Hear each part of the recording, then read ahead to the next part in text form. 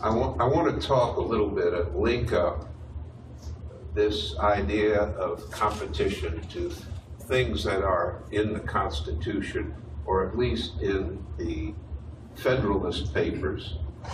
The Federalist Papers, it's interesting to talk to a group of salespeople, because the Federalist Papers were written by three people who were the salesmen for the Constitution. The Constitution, there was a convention in Philadelphia in 1787. A Constitution was written, and it had to be sold to the 13 states at the time.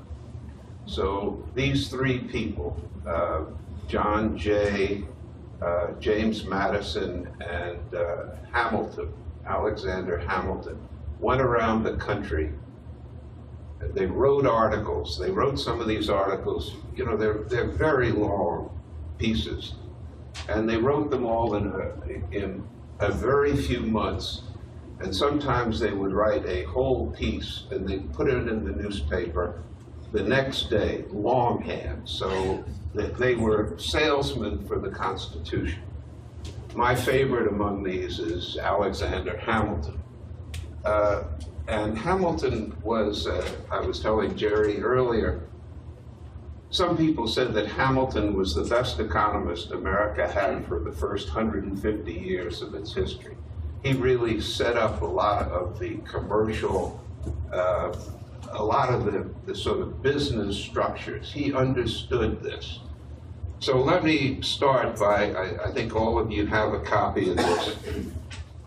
And this is really important because from the founding of this country, people understood that it was a very different entrepreneurial culture.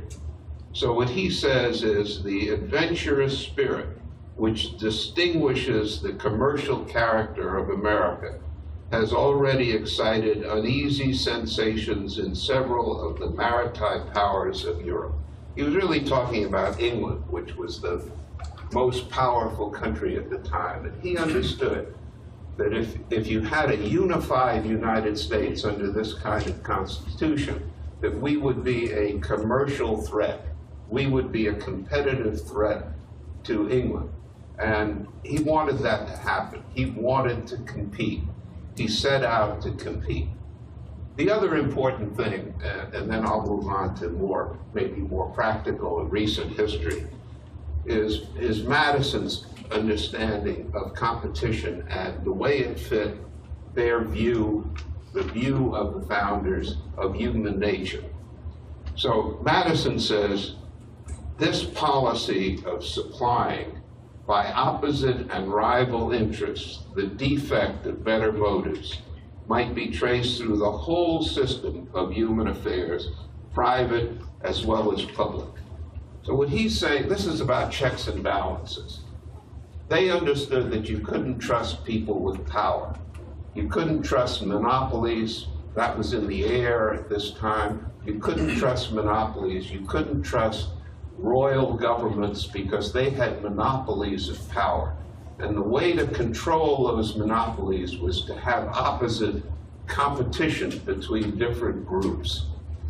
So they tried to organize the whole structure of the American Constitution is designed to promote competition between different groups, between the Congress and the president, within the Congress with the parties, between the states and the federal government. Everybody was supposed to compete. That was the way you prevented anybody from having the power that they were afraid of, commercial power or political power. They were very concerned. You know, people said Hamilton wanted to be king. People said that George Washington wanted to be king. Their whole purpose was to have opposite and rival interests, people who were limitations on anybody's ability to get either commercial or political power and hold it themselves. Okay,